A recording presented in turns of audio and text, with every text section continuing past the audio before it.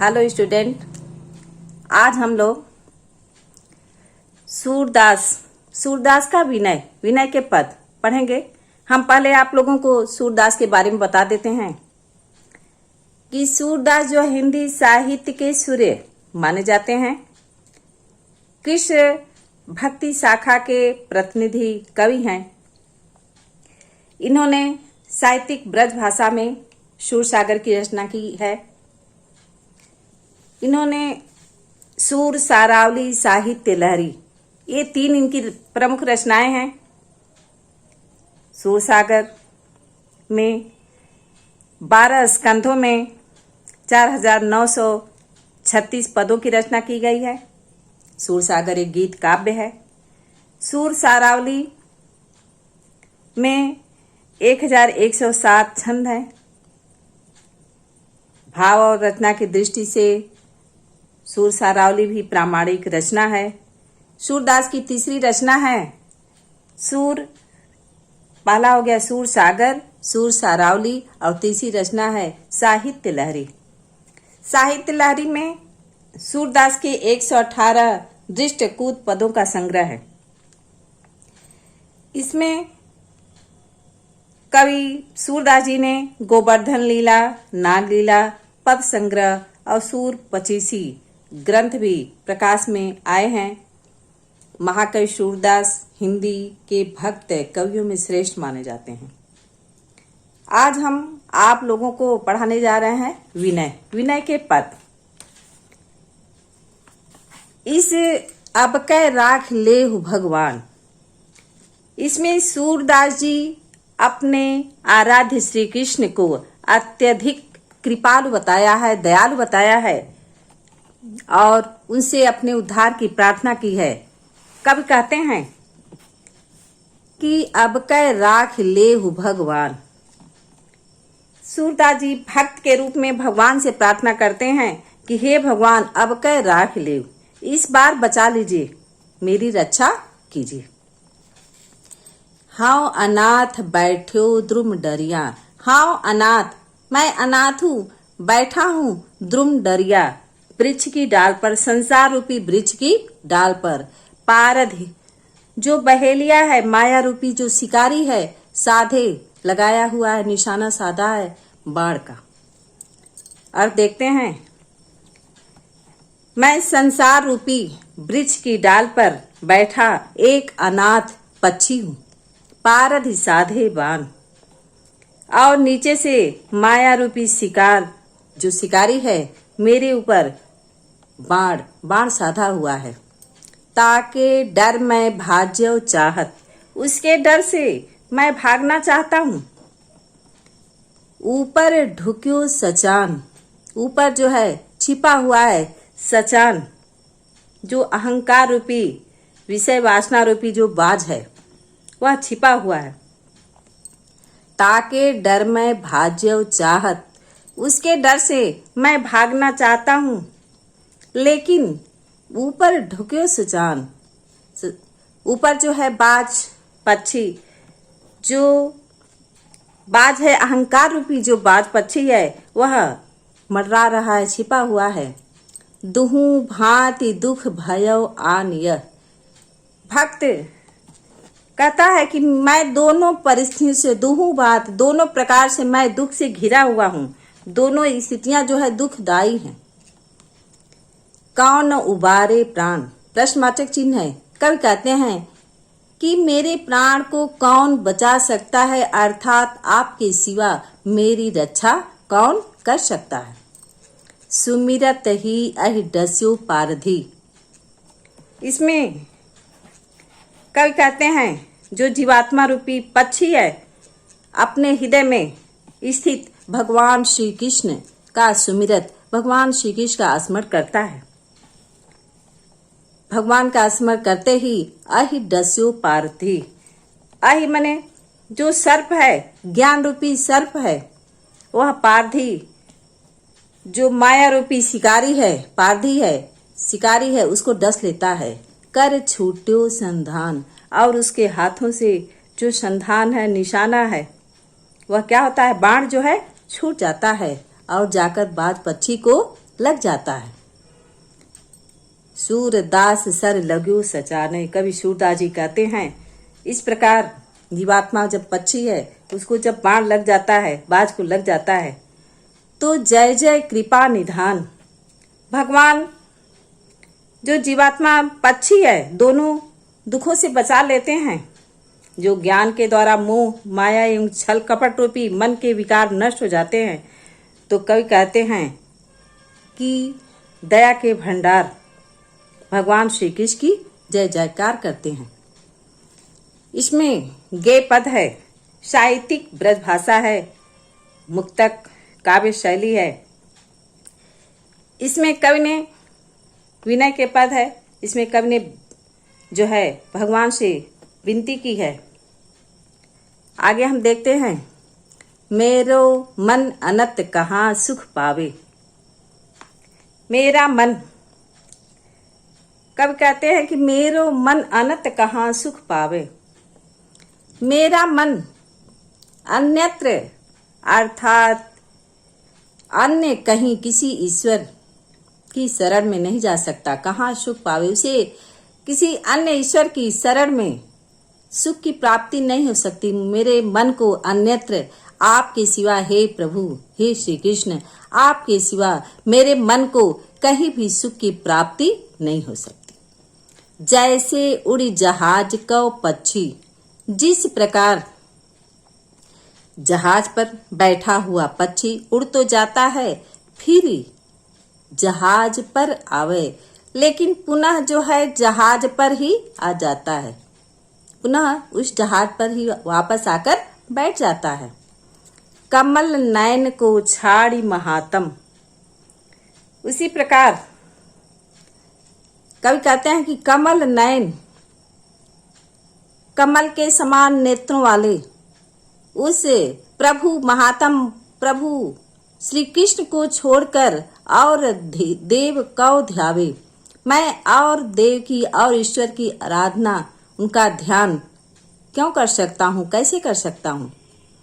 परम गंग कौ छाड़ी पियासो, दुर्मति कूप खनावे। कहते हैं कि दुर्मति परम गंग पवित्र गंगा जल को छोड़कर पियासु प्यासा मनुष्य दुर्मति दुर्बुद्धि वाला कूप खनावे, कुएं को खुदवाता है। जैसे प्यासा मनुष्य दुर्बुद्धि वाला मनुष्य जो है अत्यंत पवित्र गंगा जल को छोड़कर कुएं को खुदवाता है।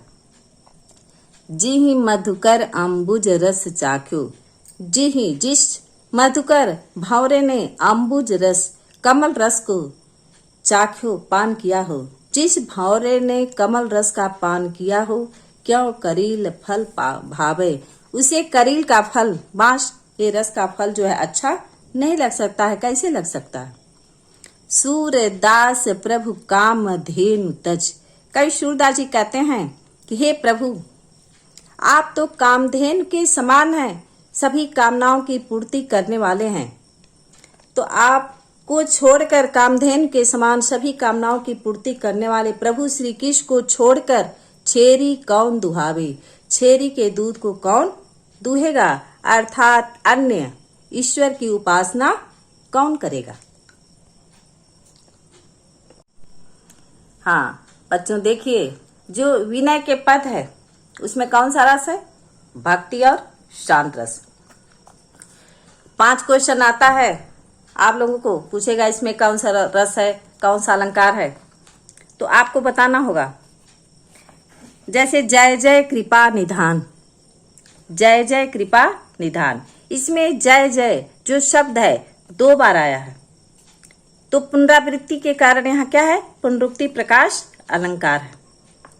सूरदास सर लग्यो सचाने, सूरदास सर लग्यो सचाने, इसमें जो है स शब्द क्या है, कई बार आया है, तो यहाँ क्या हो गया, अनुप्रास अलंकार। अब हम सूरदास का वात्सल्य पढ़ते हैं, इसका नाम है ये वात्सल्य। इसमें कौन सा रस है, वात्सल्य रस।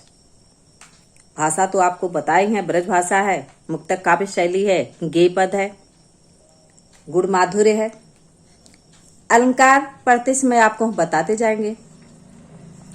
वात्सल्य देखते हैं। हरिजू कौ बाल छवि कहाँ बरन। हरिजू प्रभु श्री कृष्ण की, इसमें कवि सूरदास जी ने मन को हरने वाले कृष्ण के बाल रूप का अत्यंत सुंदर और सरस वर्णन किया है। कहते हैं कि हरिजू कौ की बाल छवि कहाँ बरन। कवि कृष्ण के सुंदर बाल रूप का वर्णन करते हुए कहते हैं कि मैं उनकी सुंदरता का, उनके बाल सौंदर्य का मैं वर्णन करता हूँ। सकल सुख की सीम, प्रभु श्री कृष्ण क्या है? संपूर्ण सुखों की सीमा है, समस्त सुखों की सीमा है।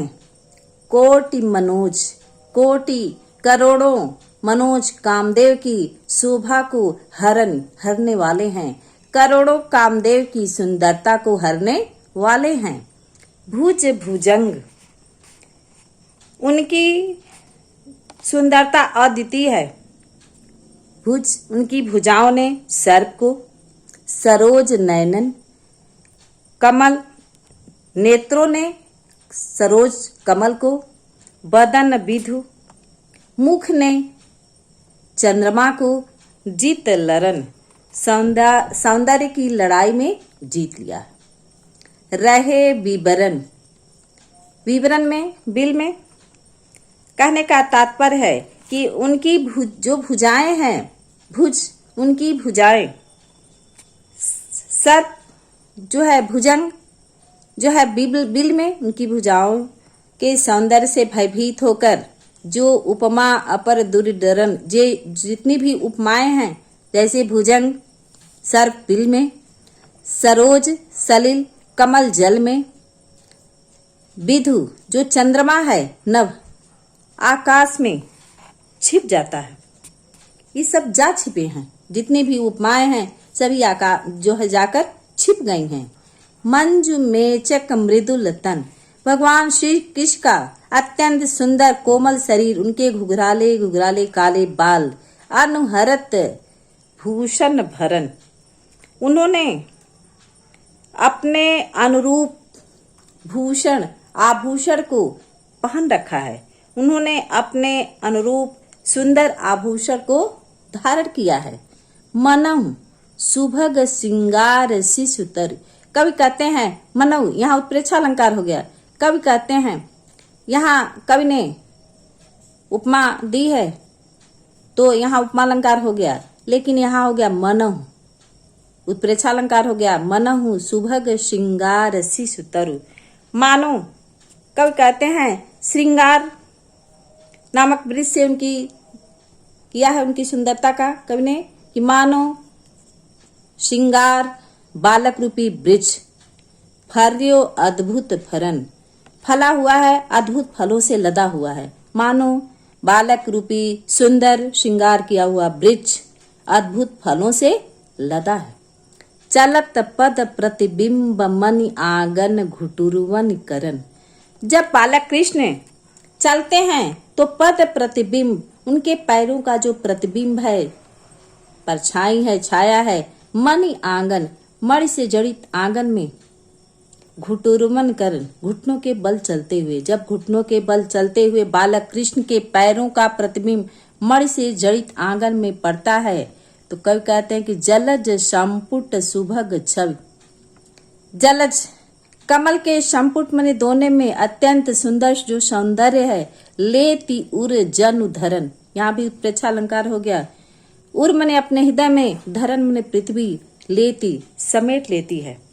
कहने का आशा है कि बालक कृष्ण जब मणिमय आंगन में घुटनों के बल चलते हैं तो ऐसा लगता है मानो पृथ्वी ने कमल के दोने में उनकी सुंदर छप को भरकर अपने हृदय में धारण कर लिया। पुण्य फल अनुभवति सुतहि बिलो की कै नंद घरन, पुण्य फल का अनुभव करती हैं सुतहि मने पुत्र बालक कृष्ण को विलोक देकर नंद घरन, नंद बाबा की पत्नी माँ यशोदा, नंद की पत्नी माँ यशोदा जो हैं अपने पुत्र श्री कृष्ण की सुंदरता को देखकर यह अनुभव करती हैं कि हमने बहुत अच्छा पुण्य किया है जो ऐसा हमें बालक मिला है। सूर्य प्रभु की उर्वशी किल कनि ललित लर खरन। सूर्य, महाकवि सूरदास जी कहते हैं कि प्रभु की, जो प्रभु का सौंदर्य है उनके हृदय में उर्वशी, हृदय में बसा हुआ किलकारियां और ललित, उनका सुंदर लड़खड़ाकर चलना। कवि सूरदास जी कहते हैं कि उनके हृदय में कृष्ण की मोहक किलकारियां और उनका लड़खड़ाकर चलना बस गया।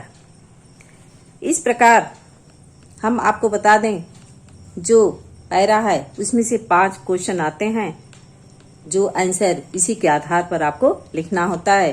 पूछेगा कि इस पद में कौन सा रस है, आपको बताना होगा वात्सल्य रस है, भाषा ब्रजभाषा है, गे पद है और अलंकार हमने आपको बताया है, ऐसे आपको लिखना होगा।